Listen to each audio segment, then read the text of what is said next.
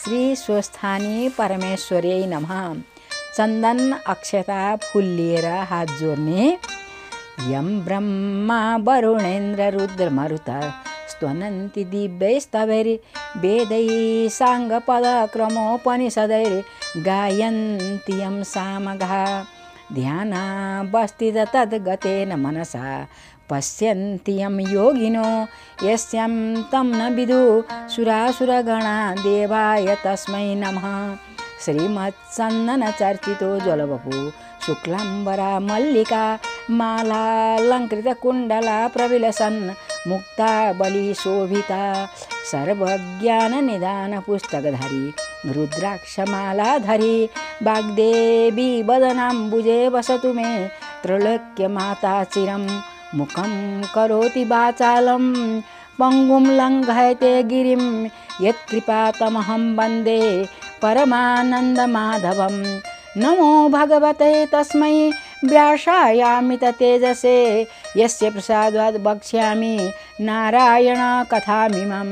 नारायणं नमस्कृत्य नरं चैव नरोत्तमं देवीं सरस्वतीं व्यासं ततो जयमुदीरयेत्। चन्दन अक्षता पुष्प स्वस्थानी माताको पुस्तकमा चढाइदिने। सप्तदशोऽध्याय।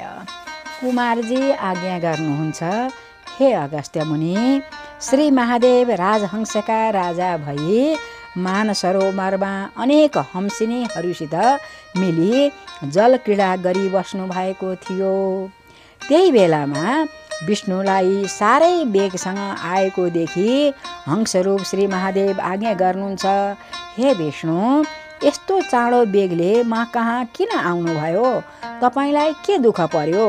यस्तो आज्ञा सुनि विष्णुले गरुडदेखि ओर्ली साष्टाङ्ग प्रणाम गरी, हे ईश्वर, तपाईँ यहाँ आउनु भएपछि जालन्धरले तपाईँको भेष धारण गरी पार्वतीलाई छल्न कैलाशमा गएछ र पार्वतीलाई देख्न साथ मूर्छा भएछ। छल्न भनी पापिष्ट जालन्धरले महादेवको भेष गरी आएको भनी थाहा पाई त्यहाँ कसैले नदेख्ने ठाउँमा लुकी पार्वतीले मलाई डाक्नु भयो र म गई सबै विस्तार बुझी यहाँ आएको हुँ। अब म गई त्यस जालन्धरकी पत्नी वृन्दाको पातिव्रत्य धर्म नष्ट गराई छाड्छु। त्यो सुनि श्री महादेवले राजहंसको रूप छोडी आफ्नो रूप लिई रिसले आँखा राता राता पारी आज्ञा गर्नुभयो, हे विष्णु, उसो भए म कैलाश जान्छु। तपाईँ वृन्दा कहाँ गई पातिव्रत्य धर्म डगाई आउनुहोस्। त्यस पापिष्ट जालन्धरलाई नमारी छाड्ने छैन भनी पाखुरा निमोठी रिसले चुर भई विष्णुलाई बिदा दिई त्यहाँदेखि अन्तर्धान भई कैलाशमा पार्वती लुकिरहेको ठाउँमा पुग्नु भयो।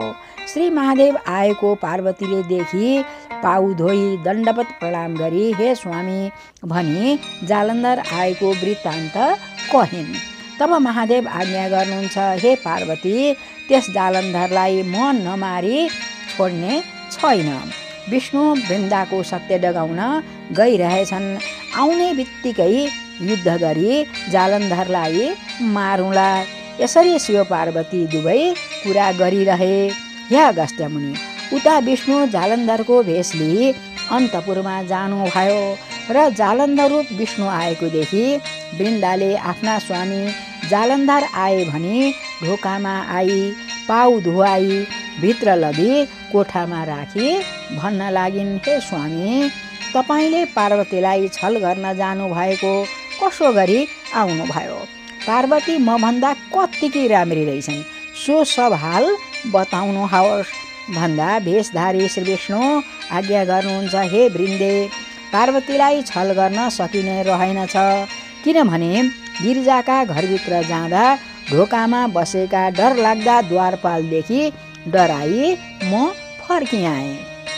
वृन्दाले यी कुरा सुनि, यो जालन्धर होइन, कोही जालन्धर भई मलाई छल्न आएको हो भनी ध्यान दृष्टिले विष्णुलाई चिनी अब मैले केही जुक्ति गर्नु पर्यो भनी हाउ भाउ कटाक्ष गरी विष्णुलाई मक्ख पारी भन्न लागिन्, हे स्वामी, म केही भन्छु तपाईँ मान्नुहोला कि?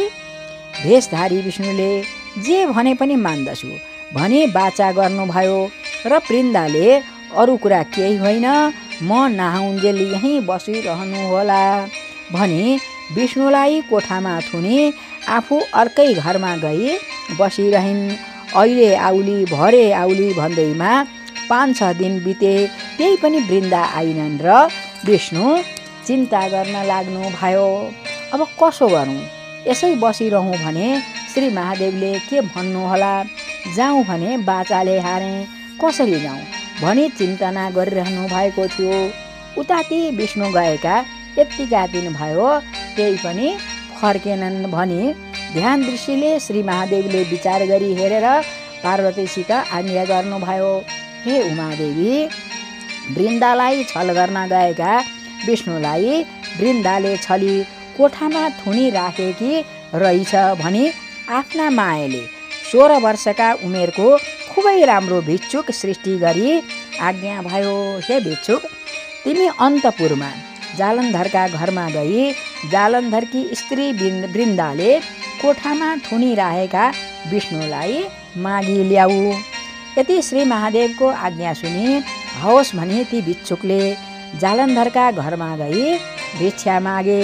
तब वृन्दाले झ्यालबाट हेरिन्, यस्तो राम्रो योगीलाई भिक्षा दिनुपर्दछ भनी भिक्षा लिई, हे योगी, के माग्न भनी आयौ भनी वृन्दाले भन्दा, केही माग्न भनी आएको छु, दिने भए माग्दछु, नदिने भए के मागौँ?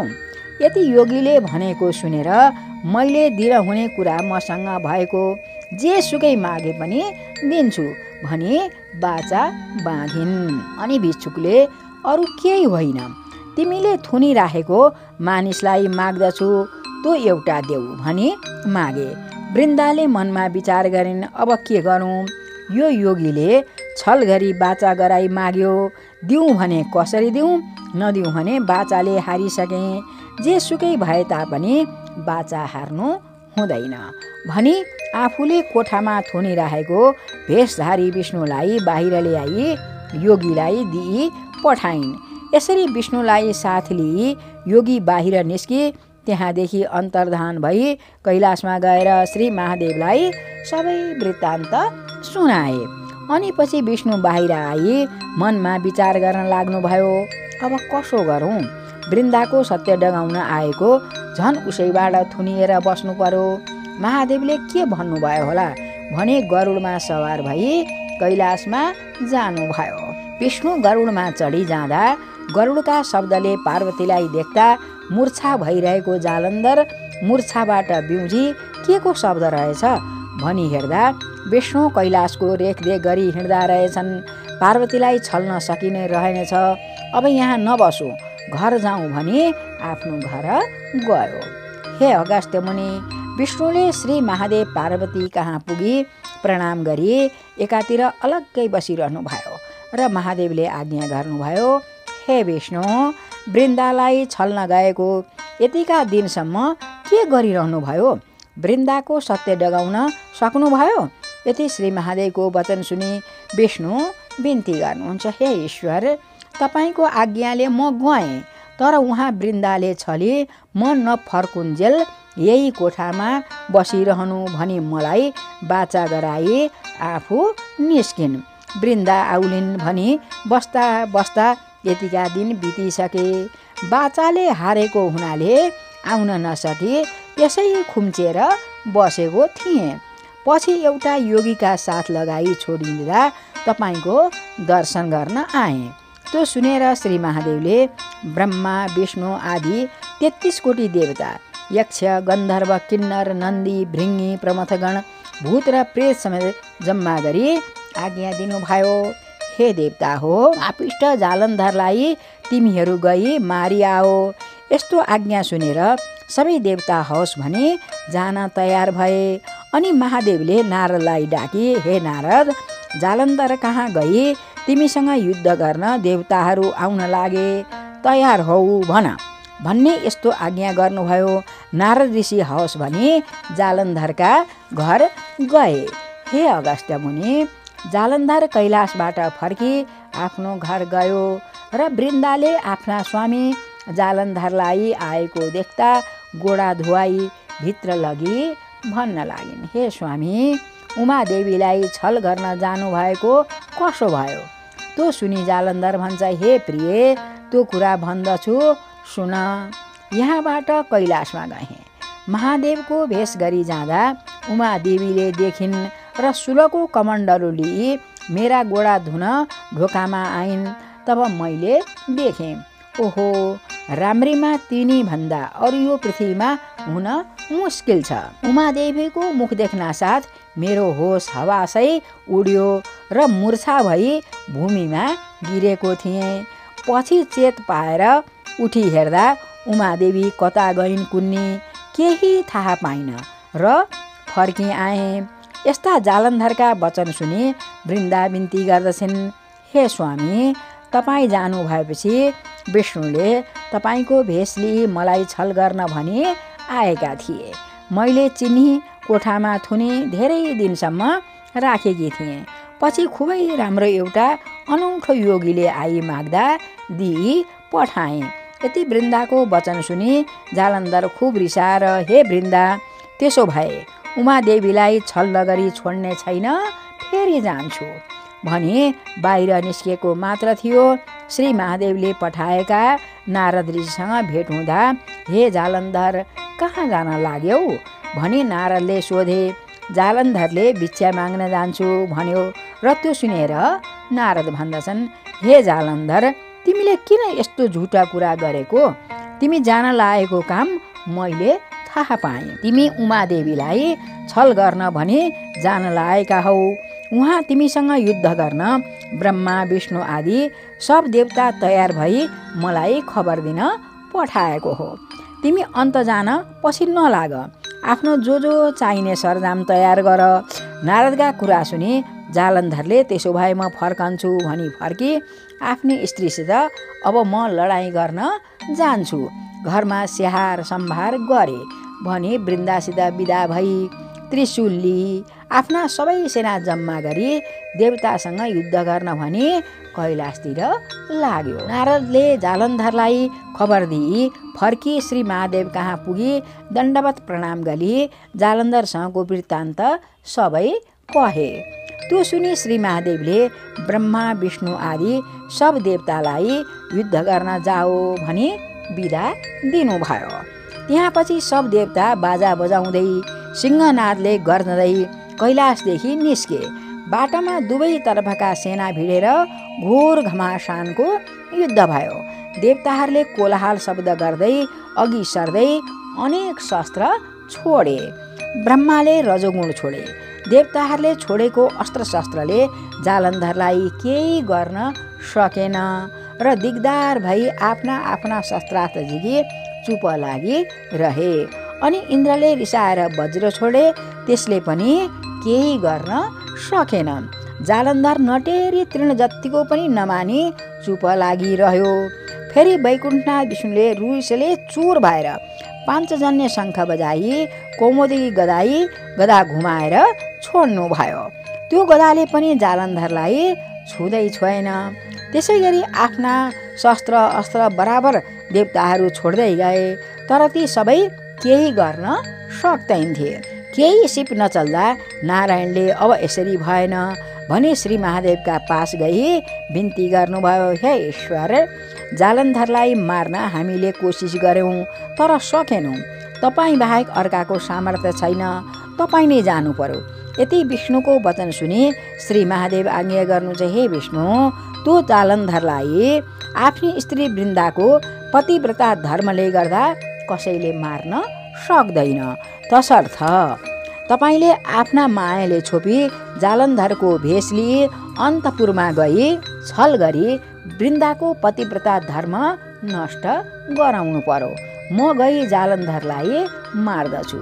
यस्तो आज्ञा हुँदा विष्णु पनि हवस् भनी महादेवसित बिदा भई जालन्धरको भेष लिई बायाँ हातले त्रिशूल समाई दायाँ हातले डमरू बजाई विष्णुका मायाले छोपी जालन्धरका घरमा पुग्नु भयो। भेषधारी जालन्धरलाई आएको वृन्दाले देखि हतपताउँदै आई पाउ धोई कोठामा लगी आसना बसाली बिन्ती गर्न लागिन्। देवतासँग युद्ध गर्न जानुभएको कसो गरी आउनुभयो? त्यो सुनि जालन्धर रूप विष्णु आज्ञा गर्नुहुन्छ, हे प्रिय, देवतासँग युद्ध गर्दा लागेको थकाइ मारौँ भनी फर्की आएँ। भोक लागिरहेछ, खानेकुरा ल्याऊ। तब वृन्दाले तरह तरहका 84 व्यञ्जन तयार गरी भोजन गराइन् र रात परेपछि वृन्दासित अनेक तरहका कुरा गरी श्री विष्णुले उनको पतिव्रता धर्म नष्ट गरिदिनुभयो। रात बितेपछि जालन्धरको रूप छोडी आफ्नै स्वरूप 4 हातमा शङ्ख चक्र गदा र पद्म लिई दर्शन दिनुभयो। तब वृन्दा रिसाई, हे पापिष्ट विष्णु, तिमीले कपट गरी मेरो पतिव्रता धर्म नष्ट गरिदियो भन्दा विष्णु आज्ञा गर्नुहुन्छ, हे वृन्दा, जालन्धरलाई श्री महादेवले हिजै मारिसक्नु भयो होला। अब तिमी वैकुण्ठको अधिपति भएको म विष्णु जस्तालाई स्वामी पाएपछि किन फिक्री गर्दछौ? हे वृन्दे, तिमी पत्यार मान्दिनौ भने अलि खेलमा समाचार पाउली अनि पत्यार पर्ला भनी नाना तरहसँग विष्णुले वृन्दालाई सम्झाउन लाग्नु भयो। इतिश्री स्कन्द पुराणे केदारखण्डे माघ महात्म्ये कुमारागस्त्य संवादे श्री स्वस्थानी परमेश्वर्या व्रतकथायां वृन्दापति व्रता धर्महरणं नाम 17 अष्टादशोऽध्याय। कुमारजी आज्ञा गर्नुहुन्छ, हे अगस्त्य मुनि, तिमी एकचित्त भई सुना। उता श्री महादेवले विष्णुलाई बिदा दिई जालन्धरसँग युद्ध गर्न लाग्नु भयो। श्री महादेवको र जालन्धरको घोर सङ्ग्राम भयो। वृन्दाको पतिव्रता धर्म विष्णुले हरिसकेको हुनाले जालन्धर निर्बल भई महादेवसित युद्ध गर्न नसकी आकाशमा गई माया युद्ध गर्न लाग्यो। तब महादेवले पनि आकाशमा गई युद्ध गर्दा जालन्धरको बल सकिँदै गयो।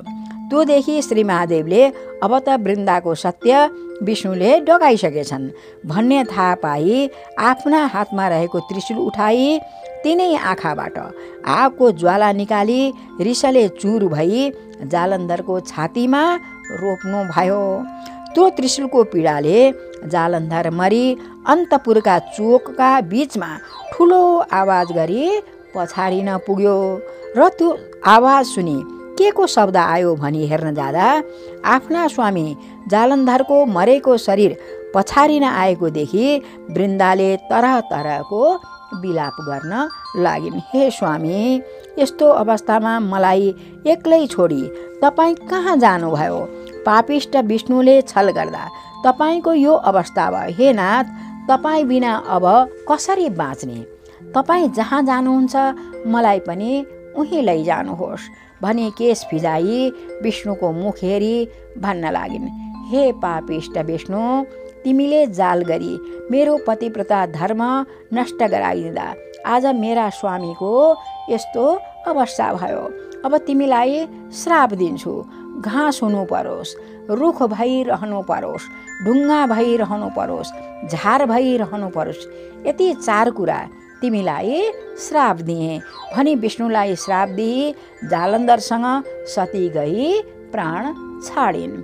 हे अगस्त्य मुनि, पतिव्रताले श्राप दिएको हुनाले श्री विष्णुलाई झार हुनु परोस् भनेकोमा तुलसी भई रहनु परोस्, घाँस भई रहनु परोस् भनेकोमा कुश भई रहनु पर्यो, रुख भई रहनु परोस् भनेकोमा पिपलको रुख भई बस्नु पर्यो, ढुङ्गा भई रहनु परोस् भनेकोमा शालिग्राम भई रहनु पर्यो। यस कारणले तुलसी, कुश, पिपल र शालिग्राम विष्णु हुन् भनी सबैले मानी पूजा गरेको हो। हे अगस्त्य मुनि, पतिव्रता धर्म भनेको ठुलो धर्म हो, त्यसको प्रभाव देखिहाल्यौ। तब श्री विष्णुले श्राप पाई श्री महादेव कहाँ गई सब हाल सुनाई अब वृन्दाको श्राप मोक्ष गर्न जान्छु भनी महादेवसित विदा भई तुलसी, कुश, पिपल, शालिग्राम भइरहनु भयो। विष्णु गएपछि महादेवले साँढेमाथि चढी ब्रह्मादि देवताहरूलाई अघि पछि लगाई नाना तरहको बाजा बजाएर गन्धर्वले नाच गरेको हेर्दै पुष्पवृष्टिका साथ ठुलो उत्सव गर्दै कैलाशमा प्रवेश गर्नुभयो र प्रमथगण समेत भई शिवशक्ति स्वरूपमा ठुलो आनन्दले रहनुभयो। सबै देवता श्री महादेवसित विदा भई आफ्ना आफ्ना आश्रममा गए। यति स्वर्गका कुरा कहेँ, अब पातालका कुरा कहन्छु। हे अगस्त्य मुनि, एकचित्त भई सुन। अश्वत्थामा ऋषि पार्वतीका आज्ञाले सप्त पातालको मूल रसातल पातालमा पुगे। कस्तो पाताल भने सूर्यको जस्तो खूब चहकिलो तेज भएको, रङ्ग बिरङ्गका रत्नले जडी जडाउ भएको, सुवर्णको पुरी, अनगिन्ती सम्पत्ति भएको, शेष, अनन्त, वासुकी, तक्षक, कर्कोटक, पद्म, शङ्ख, कुलिर, वरुण र अरू नागहरू बसेका, नागिनीहरू पनि हीरा, मोती, मणि, माणिक्य इत्यादिका गहना र थरी थरीका कपडा पहिरी ऊभन्दा ऊ राम्री भइरहेका यस्ता पुरीमा पुगी शेषनागका घरमा गई। हे शेषनाग, उमादेवीका आज्ञाले श्री स्वस्थानी परमेश्वरीको व्रत गराई जो दुखी छन्, जो दरिद्र छन्, तिनलाई उद्धार गर्न आइरहेछु। कोही दुखी छन् कि भने। त्यो सुनेर शेषनागले, हे अश्वत्थामा ऋषि, यहाँ त्यस्ता कोही छैनन्। त्यस वनको नजिकमा शङ्खचूड, रत्नचूड, कृपादत्त, धृतराष्ट्र नागको घर छ। उनका स्त्रीहरू दुःखमा छन्, उहाँ गई सोध भने। त्यसपछि अश्वत्थामा ऋषि नागिनीहरू बसेका ठाउँमा गए। शङ्खचूडकी स्त्री हिरावती, रत्नचूडकी स्त्री रत्नावती, कृपादत्तकी स्त्री पद्मावती र धृतराष्ट्रकी स्त्री मृगावती, यति स्त्री पुरुष परस्परमा प्रीतिले रहेका थिए। दुःख पाएर घरमा बस्न नसकी नागहरू परदेश गए। नागिनीहरू दुखिनी हुँदा पनि धर्ममा रहेका थिए। नागहरू परदेश गएपछि नागिनीहरूले अब के गरौँ, कता जाऊँ भनी चारैवटीले सल्लाह गरी घर छोडी वनमा बसी दुःखले दिन काट्न लागे। यसरी 12 वर्ष बिते, त्यही पनि नागले नागिनीको खबर पाउन सकेनन्। नागिनीहरूले पनि नागको खबर पाउन सकेनन्। अश्वत्थामा ऋषिले त्यस्ता दुःखमा परिरहेका नागिनीहरूलाई बोलाउँदै गए र नागिनीहरूले त्यो शब्द सुनि को बोलाउँछ भनी गुफादेखि निस्की हेर्दा अश्वत्थामा ऋषिलाई देखि, हे ऋषीश्वर, आज हाम्रा घरमा तपाईँ के कामले आउनुभयो भनी सोधे। अश्वत्थामा भन्छन्, हे नागिनी हो, उमादेवीका आज्ञाले जो दुखी छन्, जो दरिद्र छन्, जसका पति छैनन्, जसका स्त्री छैनन्, तिनलाई श्री स्वस्थानी परमेश्वरीको व्रत गराई उद्धार गर्न भनी आइरहेको छु। त्यो सुनि नागिनीहरूले मनमा आनन्द माने, हे ऋषीश्वर, हामी दुखिनी पनि छौँ, पापिनी पनि छौँ, सन्तान पनि छैनन्, पति पनि घरमा छैनन्, यस कारणले त्यो व्रत गराउनुहोस् भनी नागहरू परदेश गएका र आफूले दुःख पाएको वृत्तान्त भनी आदर गरी आसनमा बसाले। अनि अश्वत्थामा भन्दछन्, हे नागिनी हो, एकचित्त भई सुन। सत्ययुगमा हिमालय पर्वतकी पुत्री पार्वतीले श्री महादेव स्वामी पाऊँ भनी गरेको श्री स्वस्थानी परमेश्वरीको व्रतविधि बताउँछु। पौष शुक्ल पूर्णिमाका दिनदेखि हात गोडाका नङ काटी स्नान गरी शुद्ध भई एक भक्त रही एक चित्त गरी मेरो फलानु कामना सिद्ध होस् भनी महिना दिनसम्म मध्याह्न कालमा श्री महादेवको पूजा गर्नु, श्री स्वस्थानी परमेश्वरीको कथा सुन्नु। माघ शुक्ल पूर्णिमामा अष्टोत्तर 100 रोटी, अक्षता, बेली पुष्प, जनै, पान, सुपारी र जात जातका फुल यी सबै 108 र अरू सगुन तरह तरहका सामग्री तयार गरी आरसीमा ओमकार लेखी गङ्गाजलले स्नान गराउनु। श्रीखण्ड, रक्तचन्दन, सिन्दुर, फुल र माला पहिराउनु।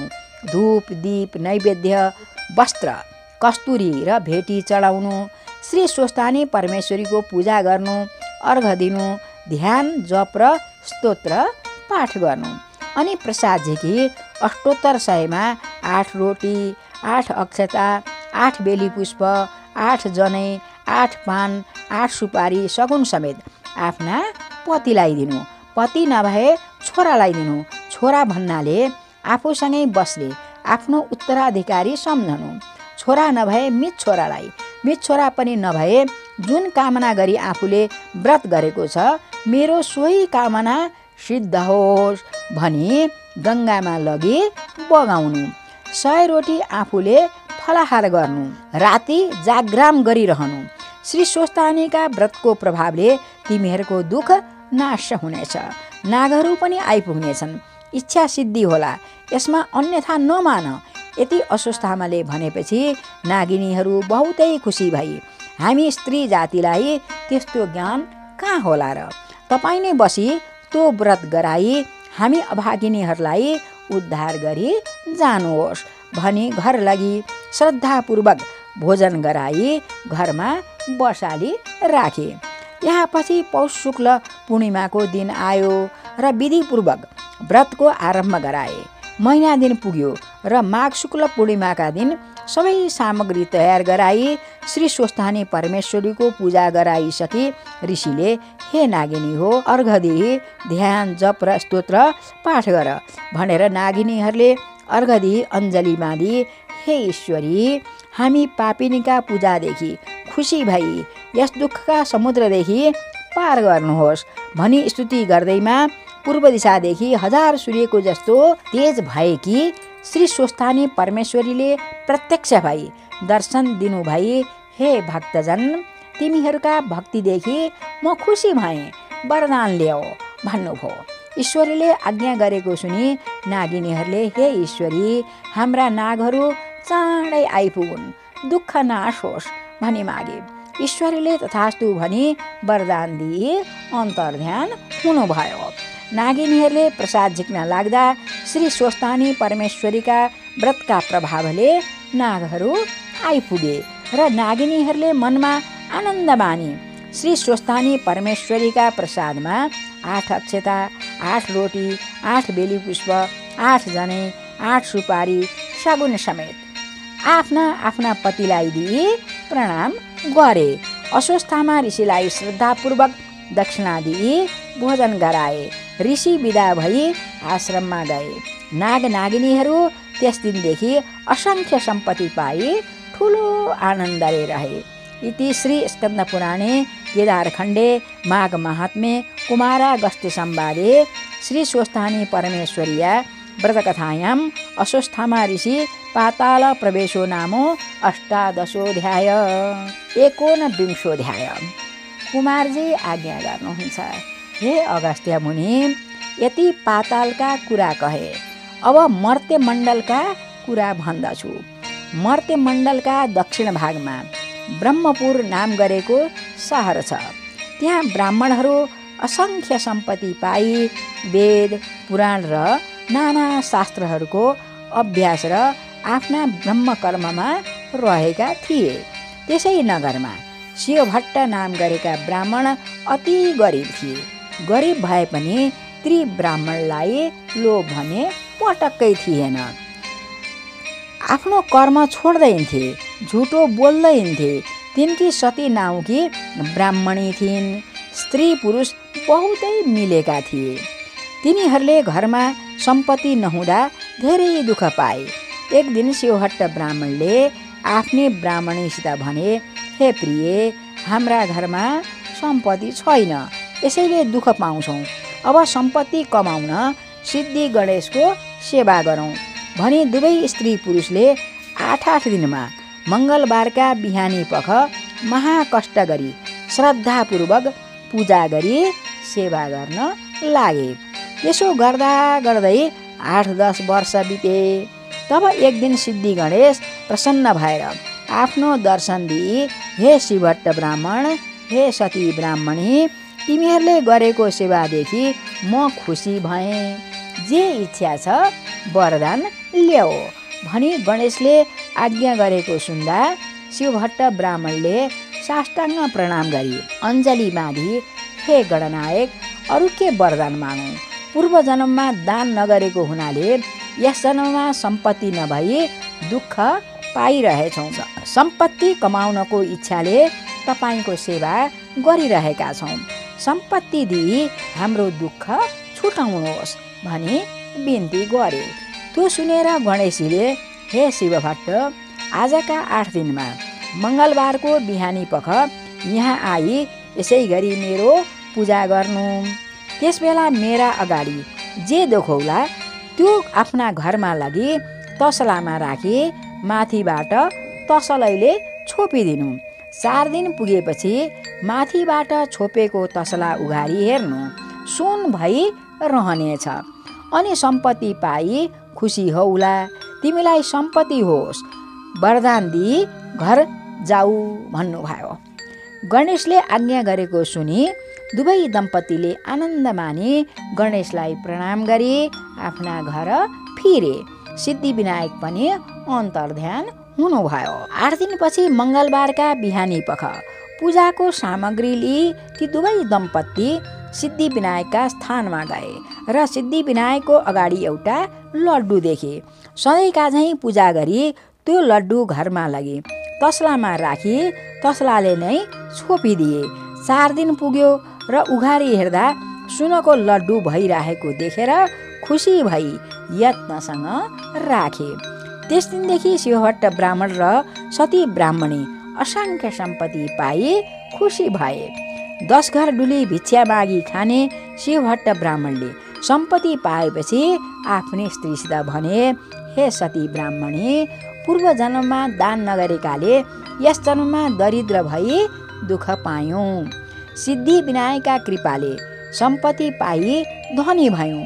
यस जन्ममा पनि दान नगरे अर्को जन्ममा दरिद्र हौला।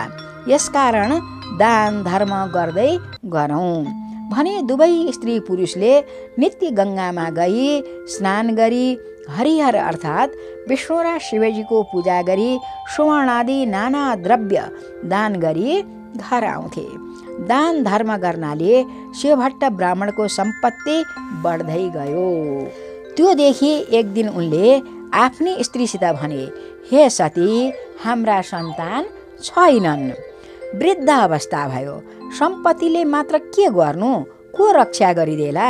सन्तानका निमित्त फेरि सिद्धि गणेशको सेवा गरौँ र भने र सतीले हवस् भनी ऐका झैँ 8 दिनमा मङ्गलबारको बिहानी पख दुवै दम्पतिले सिद्धि गणेशको सेवा गर्न लागे। तिनले सेवा गरेको देखि सिद्धि गणेश खुसी भई, हे शिवभट्ट ब्राह्मण, तिमीले सेवा गरेको देख्दा म खुसी भएँ, वरदान ल्याऊ भनी आज्ञा गर्नुभयो। त्यो सुनेर ती दुवै दम्पतिले अञ्जली बाँधी, हे सिद्धि गणेश, तपाईँले कृपा गर्नाले हामीले सम्पत्ति पायौँ, तर हाम्रा सन्तान छैनन्। त्यो सम्पत्ति कसले रक्षा गरिदेला, सन्तान हुने वर दिनुहोस् भनी बिन्ती गरे।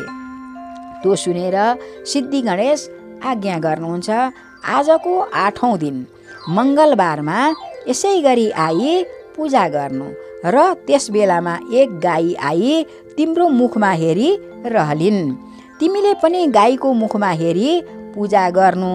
त्यसपछि गाईले गोब्र्याउलिन् र त्यो गोबर भूमिमा पर्न नपाउँदैमा थापी घर लगी तसलामा राखी माथिबाट तसलैले छोपिदिनु। त्यस गोबरदेखि कन्या उत्पन्न भइरहलिन्। पुत्र भने तिमीले राखेको छैन। त्यति गणेशले आज्ञा गरेपछि शिवभट्ट र सतीले हवस् भनी मनमा हर्ष मानी साष्टाङ्ग प्रणाम गरी घर फर्के। अनि 8 दिन पुग्यो र मङ्गलबारका दिन बिहानी पख पूजाको सामग्री लिई दुवै स्त्री पुरुष गणेशको स्थानमा गएर सिद्धि गणेशको पूजा गर्न लाग्दा गाई आई हेरिरहन्। त्यो देखि गणेशको पूजा गरी गाईको मुख हेरी पूजा गरी प्रणाम गरे।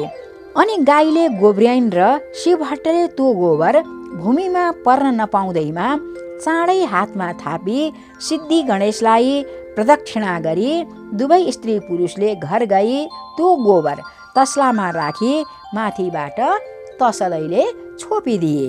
4 दिन पुग्यो र माथिबाट छोपेको तसला उघाली हेर्दा त्यस गोबरदेखि कन्या उत्पन्न भइरहेको देखे। कस्ती कन्या भने मध्याह्न कालमा सूर्यको जस्तो तेज भएकी, गरुडको जस्तो केश भएकी, मृगका जस्ता आँखा भएकी, पूर्णिमाका चन्द्रमा जस्तो मुख भएकी, बासुकी नाग जस्ता हात भएकी, सिंहको जस्तो कम्मर भएकी, हात्तीका सुँड जस्ता जङ्घा भएकी, सावित्रीका जस्ता पैताला भएकी, लक्ष्मीको जस्तो शरीर भएकी परम सुन्दरी कन्यालाई देखि दुवै स्त्री पुरुषले खुसी भई तस्लादेखि झिकी बहुतै पाजसित पाले। त्यस बालिकालाई दुध भएन र फेरि मङ्गलबारका बिहानी पख सिद्धि विनायकका स्थानमा गई पूजा गरे। गणेश प्रसन्न भई हे ब्राह्मण, हे ब्राह्मणी, जे इच्छा छ भन भनी आज्ञा गर्नुभयो।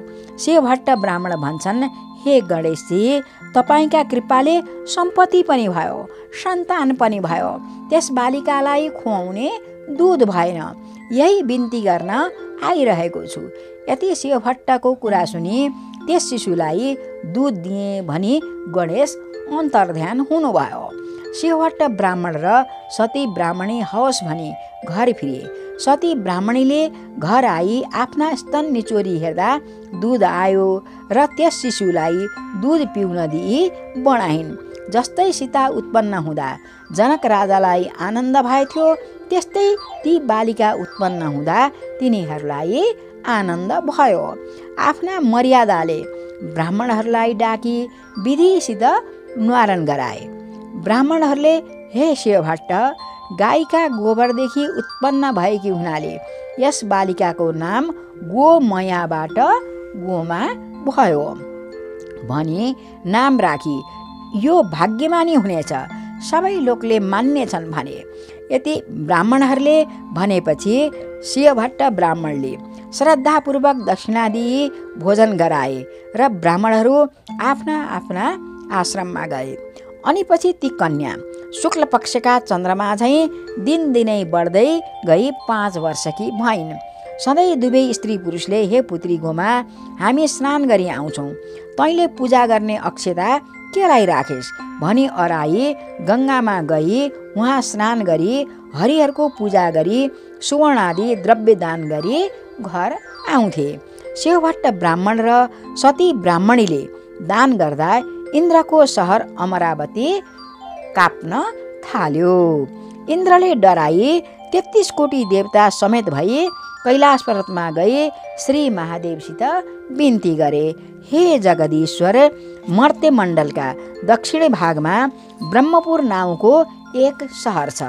त्यहाँ शिवभट्ट नाउँका एक ब्राह्मण र सती नाउँकी एक ब्राह्मणी छन्। ती दुवै स्त्री पुरुषले तपाईँका पुत्र गणेशको सेवा गर्दा उनीले खुसी भई असङ्ख्य सम्पत्ति दिए। ती शिवभट्ट ब्राह्मण सम्पत्ति पाएपछि नित्य गङ्गामा गई स्नान गरी हरिहरको पूजा गरी सुवर्ण आदि नाना द्रव्य दान गरी घर आउँछन्। तिनले दान धर्म गर्दा अमरावती थर्क्यो। हे करुणा निधान, अर्को कुरा के भने, शिवभट्ट ब्राह्मणले सम्पत्ति पाएपछि सन्तान भएनन् र फेरि गणेशको सेवा गरी गणेशले सबै लक्षणले युक्त भएकी अत्यन्त राम्री पुत्री वरदान दिए। हे प्रभु, रक्षा गर्नुहोस्, तपाईँले रक्षा नगरे अमरावतीदेखि मैले निक्लनु पर्नेछ। यति इन्द्रका वचन सुनि श्री महादेव आज्ञा गर्नुहुन्छ, हे इन्द्र, नडराऊ, म रक्षा गरौँला, तिमी अमरावती जाऊ। त्यो सुनि हवस् भने श्री महादेवलाई साष्टाङ्ग प्रणाम गरी इन्द्र अमरावती गए। अनि पछि श्री महादेवले इन्द्रलाई रक्षा गर्नका निम्ति जटा मुकुटधारी भिक्षुक रूप भई बायाँ हातमा त्रिशूल लिई दाहिने हातले डमरू बजाउँदै शरीरमा भस्म लेपन गरी शिवभट्ट ब्राह्मणका घर गई भिक्षा माग्नुभयो। गोमा ब्राह्मणी आफ्ना बाबाको नित्य पूजालाई अक्षता केलाइरहेकी थिइन्। धेरै बेरपछि मेरा बाबा महतारी गङ्गामा स्नान गर्न जानुभएको छ, म अक्षता केलाउँदैछु, एकैछिन पर्खनुहुन्छ कि भिक्षा दिने कोही छैनन् भनी पर्खाइराखिन्। अक्षता केलाइसकी भिक्षा लिई भिक्षुक रूप श्री महादेवका पासमा आई, हे भिक्षुक, मेरा बाबा महतारी घरमा हुनुहुन्न, म अक्षता केलाउँदै थिएँ, बेर हुन गयो, दुःख नमान्नुहोला, भिक्षा लिनुहोस् भनिन्। त्यो सुनेर भिक्षुक रूप श्री महादेव आज्ञा गर्नुहुन्छ, हे ब्राह्मण कन्या, यतिका बेर पर्खाई अहिले भिक्षा दिन आइस, त्यो भिक्षा म लिन्न, दिने भए तेरा बाबाको पूजा गर्न केलाइरहेको अक्षता दे। र त्यो सुनेर गोमाले लिने भए यही ल्याऊ, नलिने भए अक्षता त दिन्न भनिन्। त्यो सुनि श्री महादेवले, हे पापिष्ट ब्राह्मण कुमारी, तैँले अहङ्कारले मलाई भिक्षा दिइनस्, यसैले तँलाई श्राप दिन्छु। तँ 7 वर्षकी हुँदा 70 वर्षको बुढासित तेरो विवाह होस्, फेरि तेरा बाबा महतारीले दुःखले सिद्धि गणेशको सेवा गरी कमाइरहेको सम्पत्तिको पनि नाश होस्, फेरि तँलाई पनि अनेक तरह तरहका दुःख परुन्, फेरि तेरा बाबा महतारी पनि चाँडै नै मरिजाउन्, यति 4 कुरा तँलाई श्राप दिएँ भनी त्यो भिक्षा नलिई बाहिर आएर उहाँदेखि अन्तर्धान भई कैलाश पर्वतमा जानुभयो।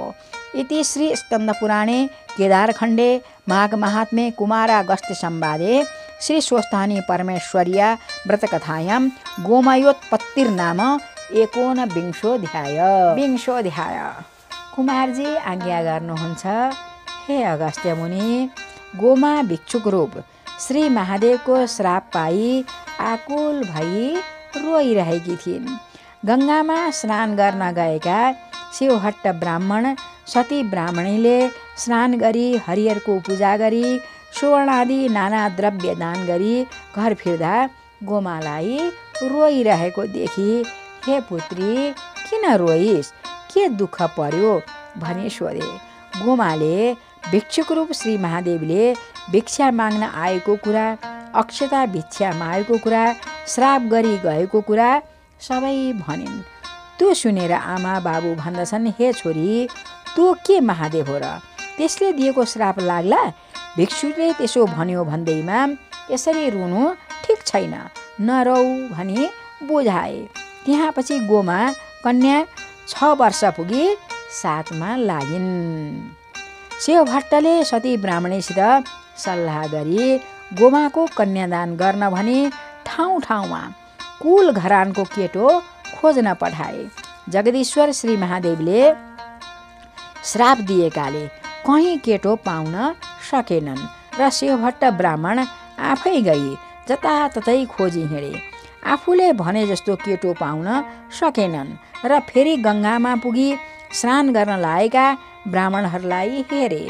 मनले हार मानी घर फर्कन लाग्दा कुप्रो, कान नसुन्ने, डेढो, कैला आँखा भएको, आँखु भुइँ जोरिएको, कपाल सेतै फुलेको, कालो मुखबाट र्याल चुहिएको 70 वर्षको उमेर भएको ब्राह्मणलाई शिलाको आसन गरी सन्ध्या गर्न लागेको देखि धेरै बेरसम्म आँखा लगाई तिनैलाई हेरिरहे।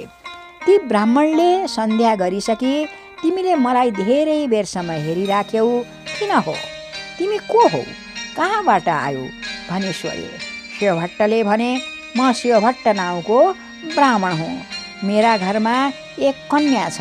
कन्यादान गर्न भनी ब्राह्मण खोजी हिँडिरहेको छु, कहीँ पनि पाउन सकिन र घर फर्कदा तिमीलाई देखि हेरिरहेको हुँ।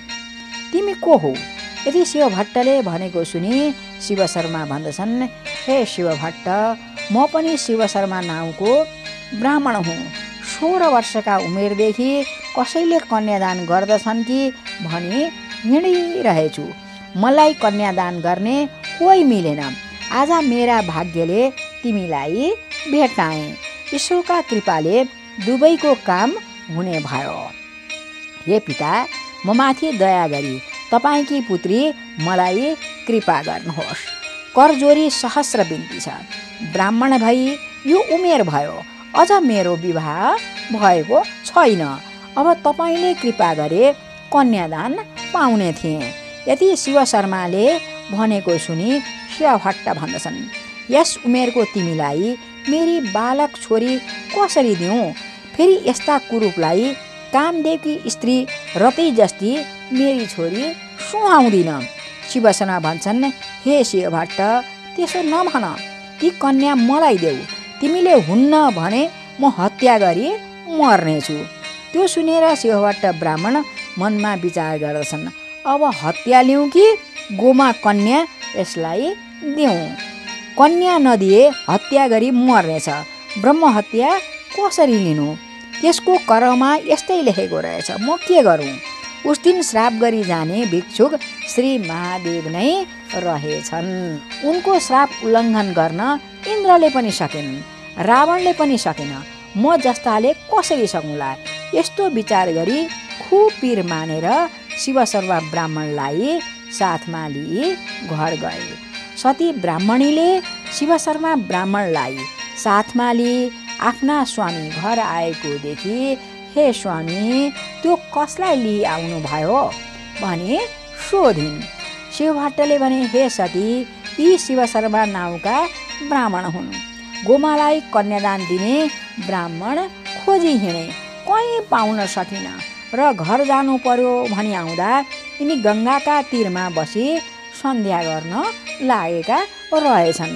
मलाई देखेर सन्ध्या गरिसकी मसित आई को हौ, कहाँबाट आयो भनी सोधे। मैले ब्राह्मण हुँ, मेरा घरमा एक कन्या छ, कन्यादान गर्न ब्राह्मण खोजी हिँडिरहेको छु, कहीँ पाउन सकिन र घर जान लागिरहेको छु। तिमी को हौ भने। यसले म पनि ब्राह्मण हुँ, 16 वर्षका उमेरदेखि कन्यादान गरे लिने थिएँ भनी हिँडेको मलाई कन्यादान गर्ने कोही भएनन्। आज मेरा भाग्यले तिमीलाई भेटाएँ, तिम्री पुत्री मलाई कन्यादान गर भने। मैले, हे शिवशर्मा ब्राह्मण, यस उमेरका तिमीलाई बालक छोरी कसरी दिउँ? फेरि यस्ता कुरूपलाई परम सुन्दरी मेरी छोरी सुहाउँदिन। यस्ता कुरा नगर भने। यिनले यस्तो आज्ञा नगर, ती कन्या मलाई नदिए हत्या गरी मर्नेछु भनेर सँगै लिई आएँ। अनर्थ भयो। अब गोमा कन्यादान गरौँ कि ब्रह्म हत्या ल्याउँ? यति शिवभट्टले भनेको सुनि सती ब्राह्मणीले, हे स्वामी, यस्ता कुरा नगर्नुहोस्। यो कुप्रो, बहिरो, डेढो, कैला आँखा भएको, आँखी भुइँ जोरिएको, दाह्रा निस्केको, कपाल सेतै फुलेको, मुखदेखि रियाल बगिरहेको, देख्दैमा पनि अनुहार नपरेको, यस्तालाई पूर्ण चन्द्रमा जस्तो मुख भएकी, मत्त हात्तीको जस्तो सुँड जस्ता हात गोडा भएकी, सिंहको जस्तो कम्मर भएकी, सावित्रीका जस्ता पैताला भएकी, लक्ष्मीको जस्तो शरीर भएकी, मध्याह्न कालका सूर्यको जस्तो तेज भएकी, राजहाँसको जस्तो हिँडाइ भएकी, कोइलीको जस्तो मधुर स्वर भएकी, यस्तै रूपले बलेकी र शिलमा ढलेकी कन्या कसरी दिउँ? जति अर्काले कन्यादान दिएनन् भनी मर्लान्, के त्यो हत्या हामीलाई लाग्छ र? तपाईँ त्यस कुरामा सन्देह नगर्नुहोस्। मर्दछ भने हत्या गरी मरोस्, त्यो पाप म कपालमा थापिल्याउँला। यसको घुर्कीले नडराउनुहोस्। त्यसलाई त 100 ब्रह्म हत्या लाग्दछ भने पनि म छोरी दिने छैन। पृथ्वीमा अरू कोही ब्राह्मण छैनन् र? तपाईँले नसके म गई खोजी ल्याउँला। यस्ता आफ्ना स्वामीलाई भनिन्। सती ब्राह्मणीले यस्ता कुरा गरेको सुनि शिवशर्मा ब्राह्मण भन्दछन्, हे माता सती, संसारमा बुढा पनि छन्, नराम्रा पनि छन्, कसैका छोराछोरी छैनन्, कसैका धेरै छोराछोरी छन्। कोही पुरुषका आफ्नाभन्दा उमेर पाकेका स्त्री छन्, कोही स्त्रीका आफ्नाभन्दा उमेर पाकेका पति छन्, कसैका स्त्री छैनन्, कोही धनी छन्, कोही गरिब छन्। कुमालेको चक्र झैँ फिर्दै रहेको यस संसारमा बुढो को हुँदैन र? कसलाई मर्नु पर्दैन? यस हेतुले ती कन्या मलाई देऊ, नदिए तिमी दुवै स्त्री पुरुषलाई श्राप गरी प्राण त्याग गर्नेछु भनी प्राणवायु ब्रह्माण्डमा पुर्याई मर्न तयार भए। तब शिवभट्ट ब्राह्मणले लौ बित्यास पर्न आँटो भनी डराई, हे शिव शर्मा यसो नगर, मेरी पुत्री तिमीलाई दिन्छु भनी बुझाई गोडा धोई माथि डाकी लगे। सती ब्राह्मणीले नमान्दा शिवभट्ट बुझाउन लागे, हे स्त्री उस दिन श्राप दिई जाने भिक्षुक श्री महादेव नै रहेछन्। अब 33 कोटी देवता हाम्रा सहाय भई आए पनि श्राप टार्न सक्ने छैनन्। दैवले यस्तै पारिहाल्यो, गोमा यिनैलाई कन्यादान दिउँ, ढिपी नगरी सामग्री तयार पार। तब सती ब्राह्मणीले मनमा साह्रै पिर गर्न लागिन्। अहो कस्तो आश्चर्य, कस्तो अचम्मको कुरा, बुढाको र बालकको विवाह भएको आफ्नै आँखाले देख्नु पर्यो, बेहोर्नु पनि पर्यो। निठुरी विधाताले मेरी पुत्रीको ललाटमा कस्तो लेखिदिएको रहेछ। न्वारन गर्दा यी बालिका भाग्यमानी हुने छिन्, सबै लोकले मान्नेछन् भन्दथे, त्यो पनि झुटो रहेछ। हामीले नगर्ने काम त केही गरेका थिएनौँ, के पापले यस्तो भयो। मेरी छोरीलाई श्राप दिने श्री महादेव नै रहेछन्, यस बालकले के जान्दथे र श्राप दिए होलान् भनी साह्रै रोन लागिन्। अनि शिवभट्ट ब्राह्मण भन्छन्, हे सती नरौ, दैवले जे गर्यो सो बेहोर्नु पर्दछ। अब शिव शर्मा ब्राह्मणलाई खान पिउन दिई सुत्ने ठाउँ खटाइदेऊ, पिर नमान।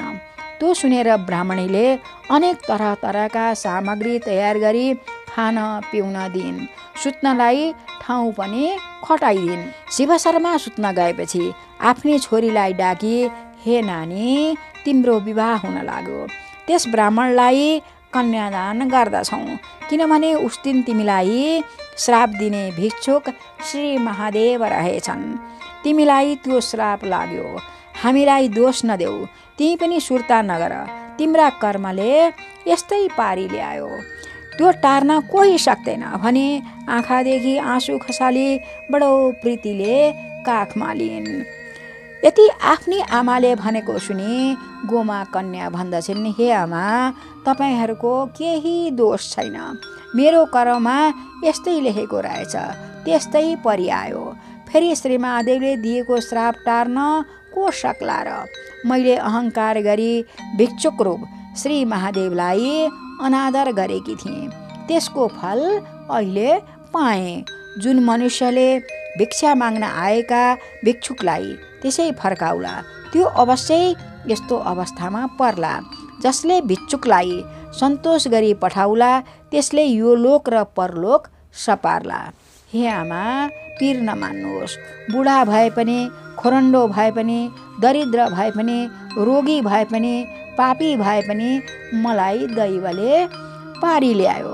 रामचन्द्र जस्तालाई पनि दैव लागेर वन जानु पर्यो, वनमा पनि रावणले सीता हरि लगो। फेरि श्री महादेव जस्तालाई पनि दैव लागेर कालकुट विष कण्ठमा राखी नीलकण्ठ भइरहनु पर्यो। युधिष्ठिर जस्ता धर्मात्मा राजालाई पनि दैव लागेर राज्यहारी पाँचै भाइले वनवास र गुप्तवास गर्नु पर्यो। फेरि परसरेकी द्रौपदीलाई दैव लागेर दुर्योधनका सभामा दुशासनले वस्त्र फुकाली बेइज्जत गरिदियो। फेरि बलि राजा जस्तो दाता को थियो र, तिनीलाई पनि दैव लागेर पातालमा गई बस्नु पर्यो। फेरि कृष्णको जस्तो माया कसको थियो, तिनलाई पनि दैव लागेर आफ्नै अगाडि आफ्ना नाति अनुरुद्धलाई बाणासुरले बाँधेको र 56 कोटी यदुवंशीहरूको नाश भएको देख्नु पर्यो। फेरि संसारमा सम्पूर्ण मनुष्य, कीट पतङ्ग र राक्षस आदि जति जीवात्मा छन् ती सबको सृष्टि गर्ने ब्रह्मालाई पनि दैव लागेर आफ्नो शिर कटाउनु पर्यो। फेरि देवताका इन्द्रलाई पनि दैव लागेर राज्य छोडी भाग्नु पर्यो। हे आमा दैवको गति उल्लङ्घन गर्न कोही सक्दैन। पूर्व जन्ममा आफूले गरिआएको कर्मको फल भोग्नै पर्दछ। घडाली कस्तै धेरै पानी भएको समुद्रमा डुबाए पनि जल घडाभरि मात्र आउँछ। त्यस्तै आफ्ना ललाटमा जे जति लेखेको छ उही हुन्छ, पिर नमान्नुहोस्। तपाईँले दिएको ठाउँमा म खुसी साथ जाउँली। गोमाले यस्तो कुरा गरेको सुनि सती ब्राह्मणीले खुसी भई, हे नानी, तिमी धन्य रहेछौ। बालक अवस्थामा पनि यस्ता घतलाग्दा कुरा गर्ने भनेर रातभरि दुई आमा छोरी गुनगुन गरिरहे। भोलिपल्ट बिहान शिवभट्टले नाउलाई डाक्न पठाई शिवशर्मा ब्राह्मणको कपाल खौरन घोडाका नङ काट्न लगाई मन परेको खाना लाउन दिई राखे। शिवशर्मा भने जस्तो खाना पाउँदा रिष्टपुष्ट भई मोटाए। अनि पछि शिवभट्टले लग्न ठहर्याई कन्यादानको सामग्री तयार गरी धुमधामका साथ मङ्गल यात्रा गरी आफ्ना मर्यादाले गोमालाई हिरा मोती मणि माणिक्य रत्नादि नाना वस्त्र अलङ्कार पहराई शिवशर्मा ब्राह्मणलाई कन्यादान गरे। गोमा ब्राह्मणीले हातमा फुलका माला लिई शिवशर्माको गलामा लगाई प्रदक्षिणा गरिन्। कन्यादान गरिसकी शिवभट्टले ब्राह्मणहरूलाई श्रद्धापूर्वक दक्षिणा दिई भोजन गराए। ब्राह्मणहरू विदा भए। गोमा ब्राह्मणीले पनि शिवशर्मा ब्राह्मणलाई बहुत प्रीतिले सेवा गर्न लागिन्। इति श्री स्कन्दपुराणे केदारखण्डे माघ महात्म्ये कुमारागस्त्य संवादे श्री स्वस्तानी परमेश्वर्या व्रतकथायां गोमा विवाहो नाम विंशोऽध्याय। एकविंशोऽध्याय। कुमारजी आज्ञा गर्नुहुन्छ, हे अगस्त्य मुनि, यसरी रहँदा बस्दा 8-10 वर्ष बिते। एक दिन शिवशर्मा ब्राह्मणले आफूलाई रिष्टपुष्ट भएको देखि घर सम्झी अब यहाँ मात्र बसी के गर्ने, घर जाउँ भन्ने विचार गरी आफ्ना सासू ससुरासित गई भने, हे पिता माता, तपाईँहरूले कृपा गर्नाले कन्यादान पाएँ। म यहाँ बसेको धेरै दिन भयो। घरमा हेरविचार गर्ने कोही छैन। आज्ञा दिए घर जाने थिएँ।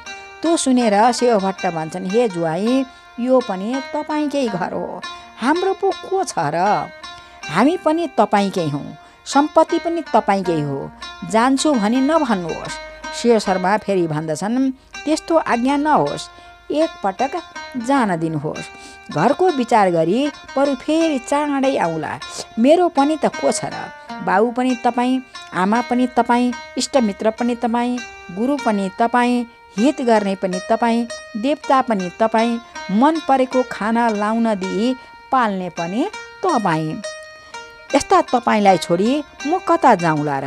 यति आफ्ना स्वामी शिवशर्माले भनेको सुनि गुरुमा ब्राह्मणले भनिन्, हे स्वामी, जाने मन नगर्नुहोस्।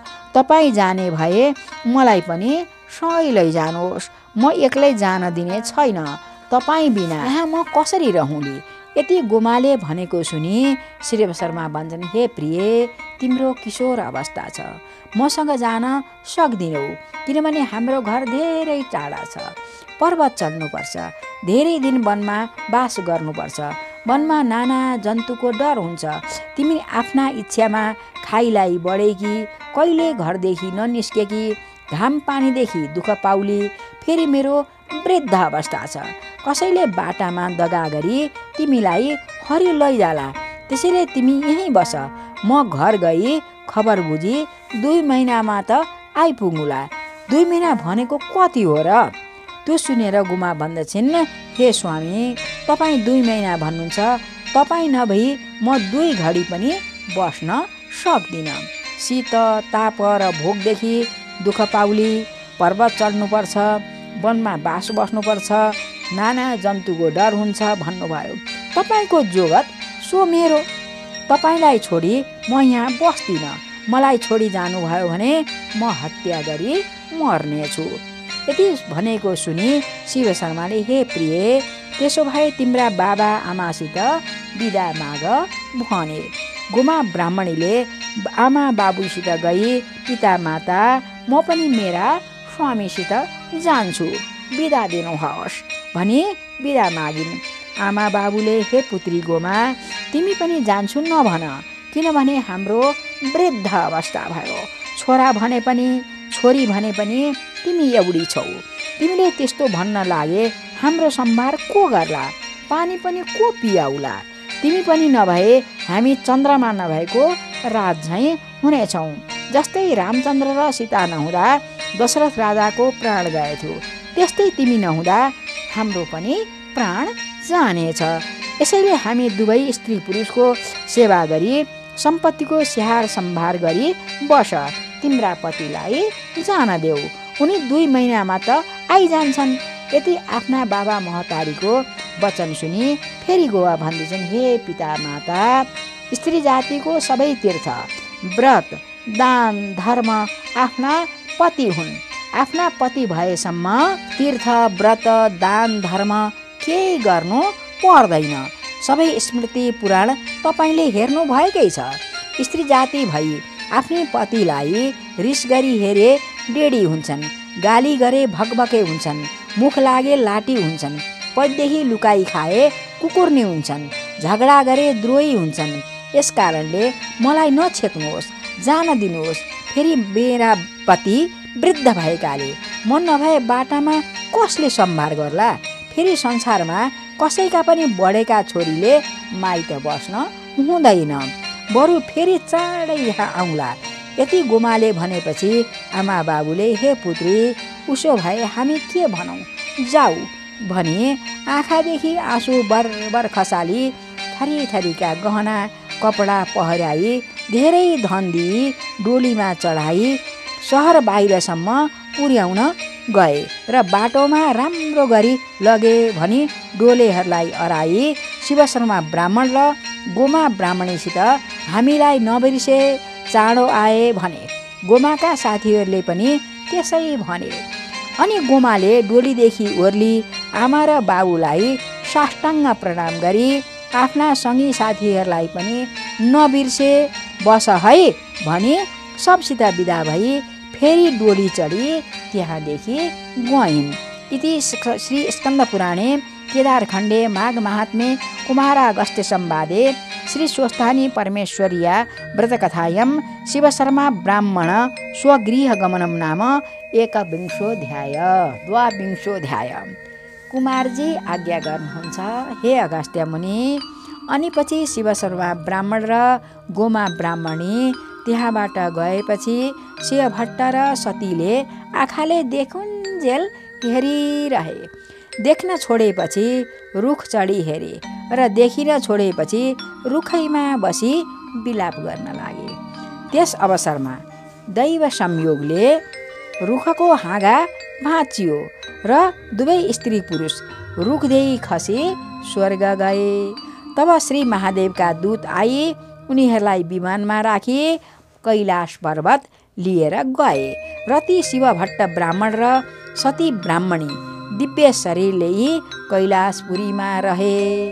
यता शिवशर्मा ब्राह्मण र गोमा ब्राह्मणीले डोलेहरूसँग यो वनको नाउँ के हो, यो ठुलो पात भएको रुखको नाउँ के हो भनी सोध्दै गए।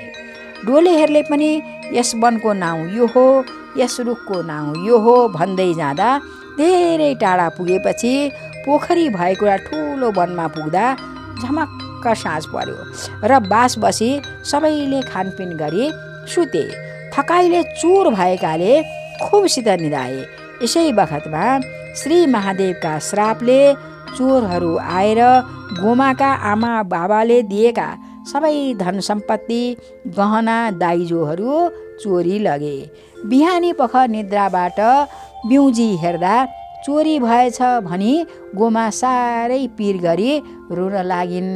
तब डोलेहरूले हे गोमा बजै, हामी पनि थाकिआएका हुनाले भुसुक्कै निदाएछौँ, थाहा भएन, हामी अभागी रहेछौँ। तपाईँका बाबा महतारीलाई के भन्न जाउँला, अब कसो गर्ने हो, आज्ञा गर्नुहोस् भने। गोमा भन्दछन्, हे डोले हो, तिमीहरूलाई के खुवाइ लैजाउँ, अब यहाँदेखि फर्क। र आमा र बाबालाई यो सबै कुरा सुनाए। त्यति भनेको सुनेर डोलेहरूले हवस् भनी शिवशर्मा र गोमालाई प्रणाम गरी घर फिरे। डोलेहरू गएपछि ती दुवैजना वनमा भएको फलफुल खोज्दै त्यहाँदेखि ठुलो पर्वतमा पुगे। तब गोमा ब्राह्मणी भन्दछन्, हे स्वामी, मलाई अति भोक लाग्यो, लखतरान परे, कसो गरौँ भनी बाटैमा अलपत्र परिन्। उनी गर्भिणी भएकी थिइन्। शिव शर्मालाई ज्यादै दया लाग्यो र उसो भए आऊ भनी काखमा लिए। हे प्रिय, यहाँ फलफुल केही मिल्दैन, जलाशय पनि छैन, यस्तो पर्वतमा के खाना दिउँ? यहाँदेखि अलि पर गए फलफुल र जल पनि पाइन्छ, जाउँ हिँड भनी बुझाई हात समाउँदै सुस्त सुस्त हिँडाइ लगे। गोमाले पनि हे हरि, मेरो आज यो अवस्था भयो नि भनेर सुस्केर हाली दुवै आँखादेखि भल्का भल आँसु खठालिन् र नसके पनि सुस्त सुस्त गइन्। पर्वतको फेदीमा पुगेपछि शिव शर्मा ब्राह्मणले फलफुल टिपी खान दिए, पानी पनि पिउन दिए र हे प्रिय, अब हाम्रो घर पनि आइपुग्यो भन्दै ठाउँ ठाउँमा बस्न दिए चन्द्रज्योति नगरका बाहिर पुर्याए। त्यहाँ एउटा खरको राम झुपडी रहेछ, हाम्रो घर त्यही हो भनी देखाए। गोमाले घरभित्र गई हेर्दा माकुराको जालो र कसिङ्गर मात्र देखिन् र आफ्ना बाबाको घर सम्झी मन थाम्न नसकी बहुतै रुन लागिन्। फेरि मेरो कर्मले यस्तै पारी ल्यायो, अब रोई के गरौँ भनी मन बुझाई कुचाले माकुराको जालो मिल्काई कसिङ्गर लगाइन् र घरमा जे भएको खाई शिव शर्माको सेवा गरिरहिन्। अनि पछि एक दिन शिव शर्मा ब्राह्मणले आफ्नै ब्राह्मणीसित भने, हे प्रिय, तिमी गर्भिणी छौ, हाम्रा घरमा सम्पत्ति छैन, आउने बाटो पनि छैन, आवश्यक कर्ममा मैले केले खर्च गर्ने हो? सुत्केरी भएमा के खर्च गरौँला? यस कारणले म परदेश गई कसैसित केही मागी ल्याउँछु। तिमीले आफ्ना जिउको र घरको बहुत सम्भार गरे, रोई कराई नरहे। यति कुरा सुनि गोमाले भनिन्, हे स्वामी, मलाई यस्ता ठाउँमा एक्लै छोडी कहाँ जान मन गर्नुहुन्छ? म स्त्री जाति के गरौँले, के खाइरहँली, मलाई को देला? फेरि तपाईँ वृद्ध हुनुहुन्छ, कसरी पठाउँ? यही यजमानसित गई जो दिएको मागी ल्याई सञ्चय गरौँला, जाने मन नगर्नुहोस्। यो सुनेर शिवसेना भन्छन्, हे प्रिय, हामी गरिब भए पनि ब्राह्मणको कर्म नगरी हुँदैन। 1 महिनासम्ममा त म आइपुगुला। त्यहाँसम्म खाना नपुगे चन्द्रज्योति नगरमा यजमानहरू छन्, तिनैका घरमा गई भिक्षा मागी ल्याए। त्यो सुनेर गोमाले उत्तर दिन सकिनन् र चुप लागिरहिन्। शिव शर्मा ब्राह्मण भिक्षा माग्न भनी परदेश गए। एक दिनको बाटो गई गङ्गाका तीरमा पुगे। त्यहाँ वृद्धावस्था भएका ब्राह्मण र ब्राह्मणी 2 स्त्री पुरुष बसेका थिए। तिनका बारीमा तरह तरहका फलफुल लाएका थिए। ती शिव शर्माले गङ्गामा स्नान गरी वृद्ध ब्राह्मणसित गई मेरो नित्य पूजा गर्न फलफुल देऊ भनी मागे। वृद्ध ब्राह्मणले तिमी को हौ, कहाँबाट आयो भनी सोधेर शिव शर्माले म चन्द्रज्योति नगरको शिव शर्मा नाउँको ब्राह्मण हुँ। घरमा ब्राह्मणी गर्भवती छ, जात कर्म गर्नलाई भिक्षा माग्न भनी आएको हुँ भने। ती ब्राह्मणले फलफुल टिपी लैजाऊ भनेर शिव शर्मा ब्राह्मण आफै रुख चढी फलफुल टिप्न लाग्दा दैव संयोगले रुखको हाँगो भाँचियो र रुखदेखि खसी देह छोडी श्री महादेव रूप भई कैलाश पर्वतमा गए। श्री महादेव आएको पार्वतीले देखी सुनको कमण्डलुले पाउ धोई भित्र लगेर भनिन्, हे ईश्वर, पुरुषहरू पापी हुँदा रहेछन्, राम्री स्त्री देखेपछि सबै कुरा बिर्सिँदा रहेछन्। तपाईँले पनि मलाई बिर्सिनु भएको थियो, बल्ल सम्झनु भएछ र आउनु भयो। तर त्यस्तो सुखमा रहेकी ती गोमा ब्राह्मणीलाई कल बल छलले ल्याई गर्भिणी गराई दुःख दिई त्यस्तो ठाउँमा एक्लै मिल्काएर आउनुभयो। अब त्यो बिचरी गोमा के गरी खाली? त्यो सुनेर श्री महादेवले हाँसेर, हे पार्वती, सेवकले भनेको कुरा मान्नु पर्दा पाप पनि गर्नु पर्दो रहेछ। गोमा पनि अब सुखी हुनेछ, धन्दा नमान भनी आज्ञा गर्नुभयो। भिक्षा माग्न गएका शिव शर्मा धेरै दिन भयो र पनि फिरेनन्। यता गोमाले पनि नाना दुःख गरी चन्द्रज्योति नगरमा गई भिक्षा ल्याई संस्कार कर्म गरिन्। महिना पुरा भयो र सब राज लक्षणले युक्त भएको पुत्र जन्माइन्। गोमा ब्राह्मणीले चन्द्रज्योति नगरदेखि ब्राह्मणहरूलाई डाकी ब्राह्मणका मर्यादाले न्वारण गराइन्। ब्राह्मणहरूले ज्योतिषशास्त्र विचार गरी नवराज भनी नाम राखेर भने, हे गोमा, यो बालकमा सबै लक्षण मिलेको छ, राजा पनि होइजाला, तिमीलाई सुख सन्तोष देला, निश्चय मान। यति ब्राह्मणहरूले भनेको सुनि गोमाले मनमा आनन्द मानी श्रद्धापूर्वक दक्षिणा दिई भोजन गराइन्। ब्राह्मणहरू आफ्ना आफ्ना घर गए। त्यो बालकलाई गोमाले अर्काको धागो काटी ढिकी जातो गरी पालिन्। ती नवराज पनि शुक्ल पक्षका चन्द्रमा झैँ दिनदिनै बढी ठुला भए। खेल्न जाँदा साथीहरूले जेसुकै भने पनि सुनिरहन्थे, कसैसँग झगडा गर्दैन्थे। सँगीहरूसँग खेलेर घर आउँथे। आमाले जे दिएको खाई चुप लागिरहन्थे। आफ्ना पुत्रको स्वभाव यस्तो बसेको देखि गोमा ब्राह्मणीले बहुत खुसी भई यजमानहरूसँग गई भनिन्, हे यजमान हो, मेरा पुत्र नवराज सँगीहरूसित खेली घर आउँछ, खाना देऊ पनि भन्दैन, किन दिइनौ पनि भन्दैन, दिए खान्छ, नदिए चुप लागिरहन्छ, यस्तो सुशील भएर निस्केको छ। फेरि मेरा पति घरमा छैनन्, सम्पत्ति पनि छैन। तिमी यजमानहरूको कृपाले बल्ल तल्ल एक छाक टारी बाँचिरहेको छु। अब केले त्यसको चुडाकर्म व्रतबन्ध आदि गरिदिउँ। त्यो सुनेर यजमानहरूले आफ्ना श्रद्धाले जे सकेको दिए। गोमाले सबै सामग्री तयार गरिन् र नवराज कुमारको चुडाकर्म गरिदिई वेद पुराण आदि सबै शास्त्र पढाइ राखिन्।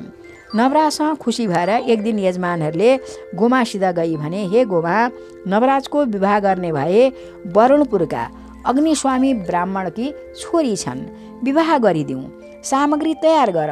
यति भनेको सुनि गोमाले, हे यजमान हो, मेरा छोराको केही आर्जन छैन, घरमा सम्पत्ति पनि छैन, यस्तालाई कसले कन्या देला भनिन्। तब यजमानहरू भन्छन्, हे गोमा, जे चाहिएको हामी दिन्छौँ, के चाहिन्छ?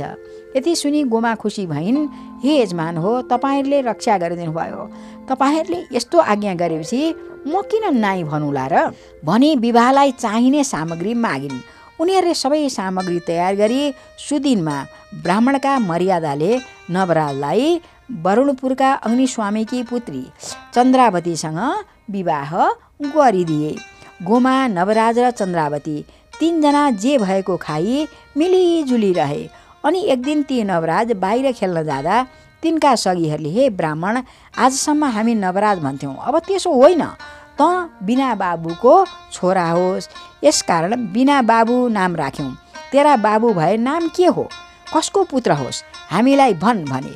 यसरी आफ्ना सङ्गीहरूले यस्ता कुरा गरेको सुनि नवराजले उत्तर दिन नसकी गोमासित गई त्यो सबै कुरा भने र म कसको पुत्र हुँ, मेरा पिता को हुन्, कहाँ छन् भने।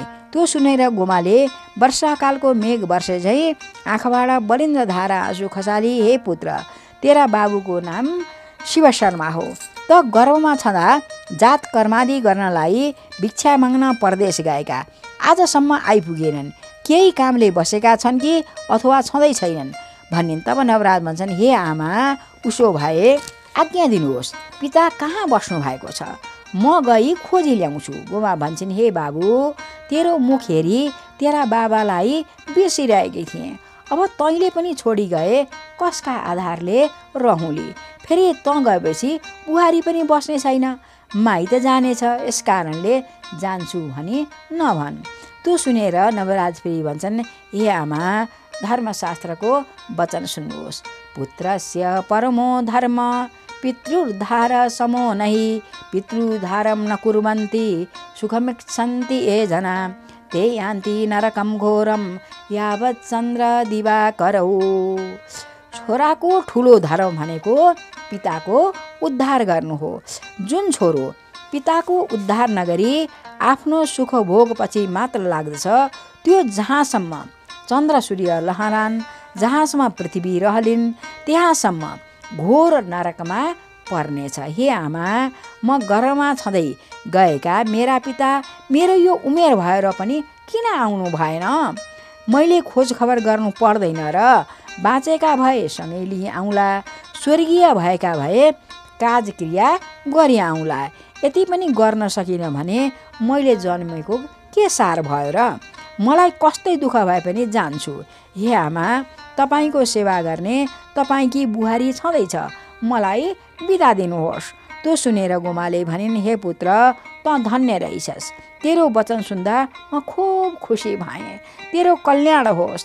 तेरा बाबु बाँचेका भए पनि नबाँचेका भए पनि खबर पाएस् भनी कपालमा हात राखी आशिष दिइन्। नवराज पनि आमाका आशिष पाई साष्टाङ्ग दण्डवत प्रणाम गरी आफ्नी स्त्री चन्द्रावतीलाई अराउने कुरा अराई बाबुको खबर बुझ्न भनी परदेश गए। ठाउँ ठाउँमा शिवशर्मा नाउँका कुनै वृद्ध ब्राह्मणलाई देखेथ्यौ कि भनी सबैसित सोधी सधैँ खोजी हिँडे। जाँदा जाँदा नवराज गङ्गाका तीरमा एक ऋषिका आश्रममा पुगे। त्यहाँ बुढाबुढीलाई बसेको देखि तिमीहरू को हौ, यहाँ किन बसिरहेछौ भनी नवराजले सोधे। वृद्ध ब्राह्मणले, हे बालक, हामी ब्राह्मण हौँ। वृद्धावस्था भयो र गङ्गामा प्राण त्याग गरौँ भनी आफ्नो घर छोडी यहाँ बास गरिरहेका छौँ। तिमी को हौ, यहाँ किन आयौ भनी सोधे। उनी भन्दछन्, म पनि नवराज नामको ब्राह्मण हुँ। म घरमा छँदा जातकर्म आदि गर्नलाई भिक्षा माग्न भनी परदेश गएका मेरा पिता शिवशर्मा नाउँ भएका ब्राह्मण अझै फिरेन्। म खोज्दै आएको छु। तिमीले देख्यौ कि भनी सोधे। त्यो सुनेर वृद्ध ब्राह्मण भन्दछन्, जातकर्म गर्न भिक्षा माग्न आएका वृद्ध ब्राह्मणलाई हामीले देखेथ्यौँ। यहाँ आएका थिए। गङ्गामा स्नान गरी आफ्नो नित्य पूजा गर्नलाई फलफुल टिप्न त्यस रुखमा चढेका थिए।